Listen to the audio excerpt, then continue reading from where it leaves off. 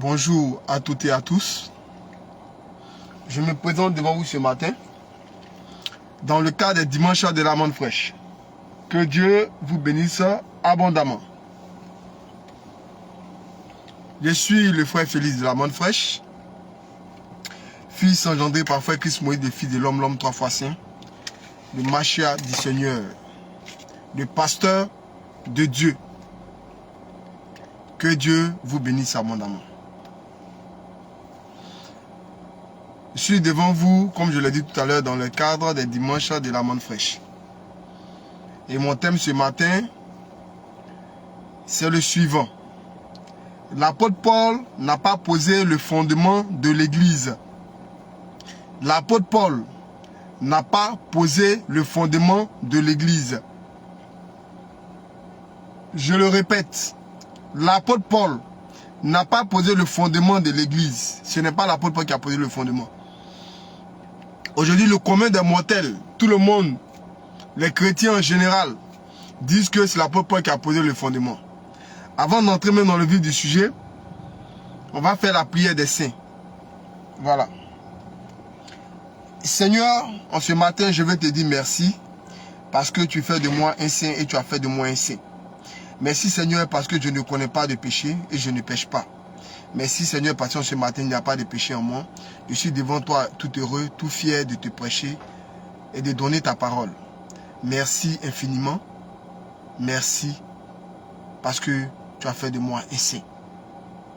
Parce que le péché ne peut plus rentrer en moi. Honneur et gloire te soit rendu aujourd'hui et à jamais. Que Dieu soit béni. Amen.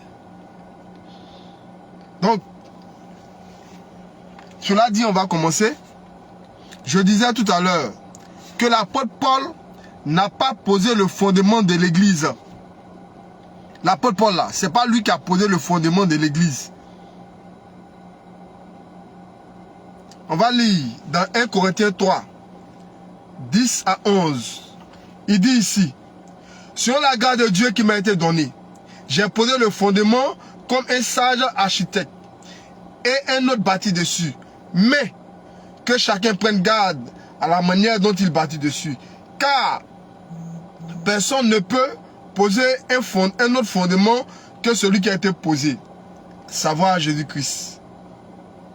Donc l'apôtre Paul dit qu'il a posé le fondement. Mais l'apôtre Paul, avant que toi tu ne viennes là, l'église existait déjà. Avant, toi tu n'étais pas dans la chambre haute, l'apôtre Paul n'était pas dans la chambre haute. L'église est née là-bas. Avant que l'apôtre Paul, avant que l'apôtre Paul, avant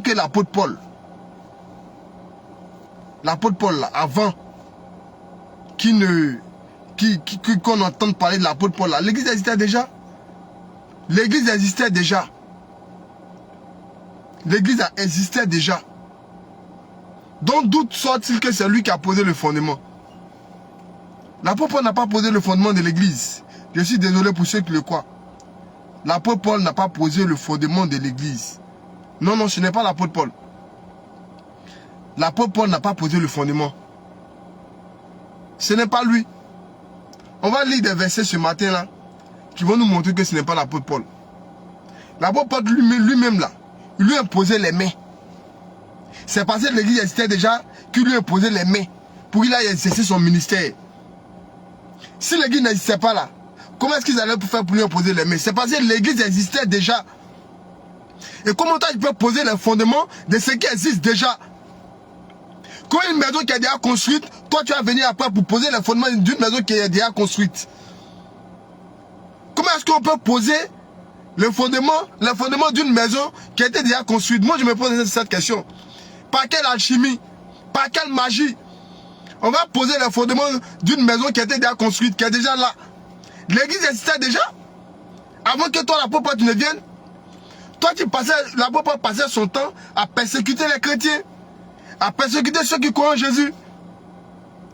Il passait son temps à persécuter ceux qui croient en Jésus. Mais ceux qui croient en Jésus qui persécutaient là, ils appartenaient déjà à l'église de Christ. Ils appartenaient déjà à l'église de Christ. Mais d'où sort-il que c'est lui qui a posé les fondements de l'église? On ne peut pas poser les fondements d'une maison qui est déjà bâtie. Les fondements étaient déjà posés.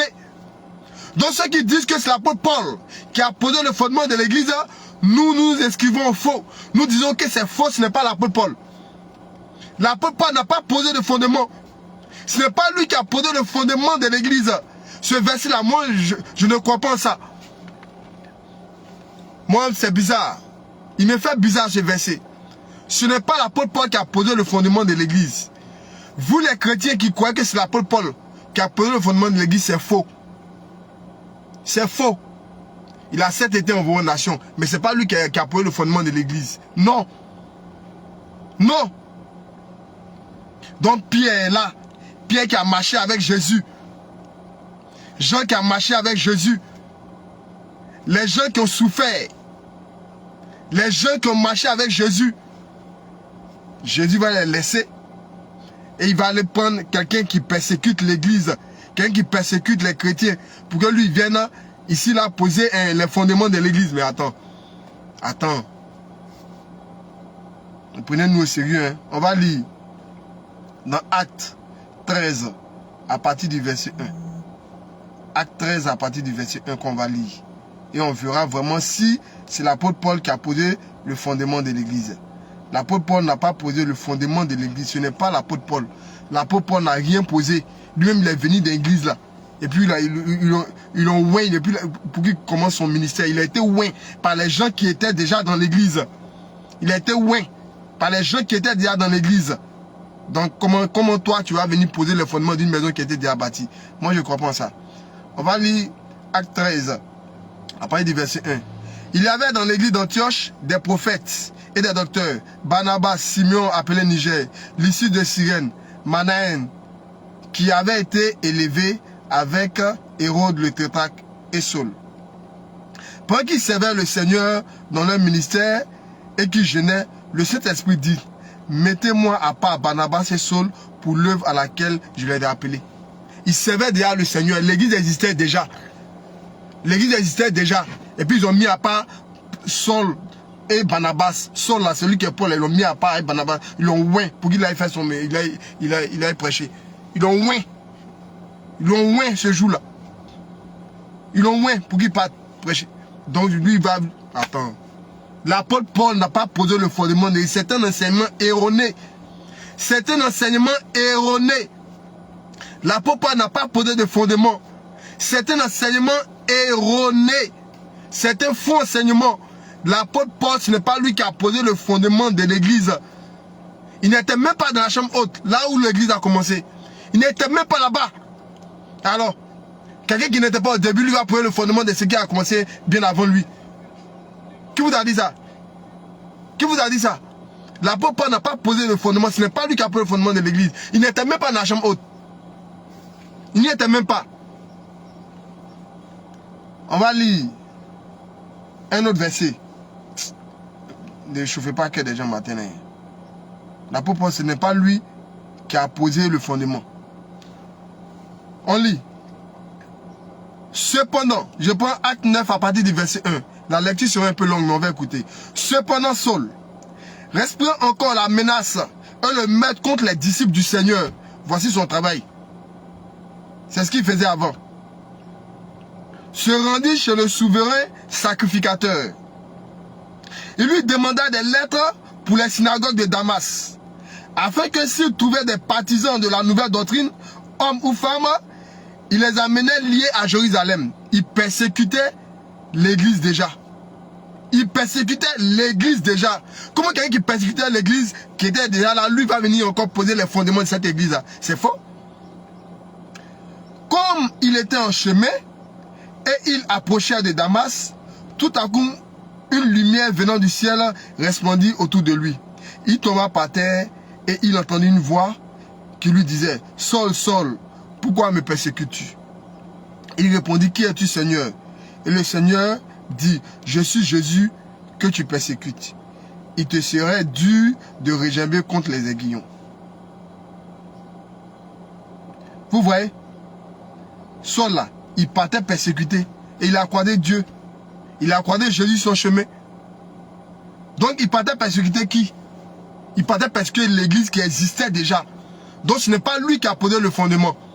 Il n'a pas posé le fondement de l'église.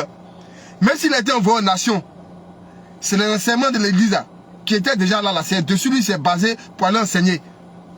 Il n'a pas posé de fondement. De quel fondement me parle? Je dis va laisser Pierre. Oh. Attends. Va laisser Pierre pour soulever Paul. Pour dire, toi, il faut bâtir. C'est toi qui as bâti les fondements de l'église. Mais qui va poser les fondements de l'église? Non, moi, ça ne passe pas. Ça ne passe même pas. Ça ne passe pas. Je continue ma lecture. 39, il s'est dit deux fois. Bon, on va au verset 7. Les hommes qui l'accompagnaient demeuraient stupéfaits et ils entendaient bien la voix, mais ils ne voyaient personne. Saul se releva de terre, et quoique ses yeux fussent ouverts, il ne voyait rien. On le prit par la main et on le conduisit à Damas. Il resta 3 jours sans voir et il ne mangea ni ne but. Or, il y avait à Damas un disciple nommé Ananias. Le Seigneur lui dit dans une vision, Ananias, il répondit, me voici Seigneur. Et le Seigneur lui dit, lève-toi, va dans la rue qu'on appelle la droite et cherche dans la maison de Judas un nommé Saul de Tarse. Car il prit et il a vu en vision un homme du nom d'Ananias qui entrait et qui lui imposa les mains afin qu'il recouvra la vue. Ananias répondit, Seigneur, j'ai appris de plusieurs personnes tous les maux que cet homme a fait à tes saints dans Jérusalem. C'est Ananias lui-même là. Il dit, mais le gars là, c'est pas lui qui tue les gens là. C'est pas lui qui fait mal là. Donc moi d'aller lui opposer les mains quoi. Ananias même là, il était réticent. Il était réticent. Et Paul là, c'est Ananias qui lui a imposé les mains. Il a recouvré la vue. Bon, comment quelqu'un qui appartient au corps du Christ, lui t'impose les mains. Toi tu recouvres la vue. Et toi tu as venu poser les fondements. Mais attends, chronologiquement ça passe pas. Historiquement ça passe pas. Frère, soeur, à vous les chrétiens, je vous dis, ce n'est pas Paul qui a posé le fondement de l'église. Je mets quiconque au défi de me prouver le contraire. Ce n'est pas Paul qui a posé le fondement de l'église. Je mets quiconque au défi de me prouver le contraire. Je mets quiconque au défi de me prouver le contraire. Paul n'a pas posé le fondement de l'église. Dis la main fraîche. Paul n'a pas posé le fondement de l'église. Ce n'est pas Paul. Ce n'est pas Paul qui a posé le fondement de l'église. Ce n'est pas Paul. Avant que Paul ne vienne là, Pierre il faisait déjà des miracles. Pierre faisait déjà des miracles. Avant que Paul ne prenne là, Pierre il faisait déjà des miracles. Dans Acte 9, 34, Acte 9, 34, Acte 9, 40, Pierre il faisait déjà des miracles. Il a ressuscité une femme du nom de Tabitha. Pierre faisait des miracles. Alors, si l'église n'existait pas, si c'est Paul on attendait pour poser le fondement, il n'y aurait pas d'église. Paul n'a pas posé de fondement. Hein? Il n'a pas posé de fondement. Paul n'a pas posé de fondement. On va lire Matthieu 16, 12 du 9. Et on va terminer par là. Paul n'a pas posé de fondement. Je vous le dis en même temps. Hein. Arrêtez ça. Paul n'a posé aucun fondement. Parce que l'église existait déjà. L'église existait déjà. Le corps de Christ existait déjà. Donc Paul n'a pas posé. Lui-même il est venu, il est rentré dedans. Donc ce n'est pas Paul qui a posé le fondement. Ce n'est pas Paul qui a posé le fondement de l'église. Ce n'est pas Paul. On va lire Matthieu 12. Matthieu 16, pardon. Matthieu 16, 12 à 19. Que je vais lire.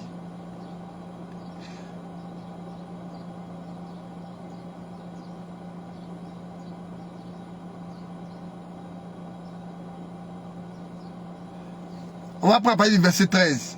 Jésus étant arrivé dans le territoire de Césarée de Philippe, demanda à ses disciples, qui dit-on que je suis, moi le Fils de l'homme?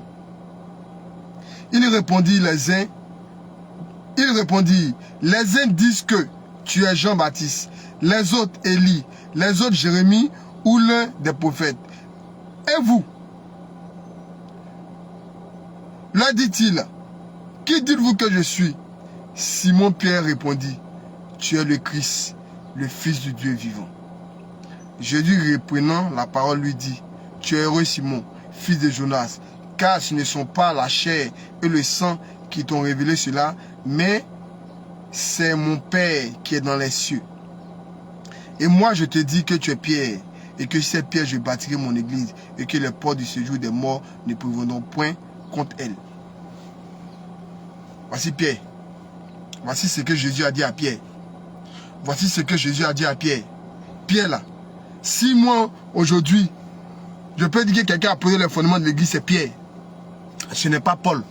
Paul est arrivé après, plus tard. Les pierres là faisaient déjà des miracles. Avant que Paul arrive, Paul persécutait l'église.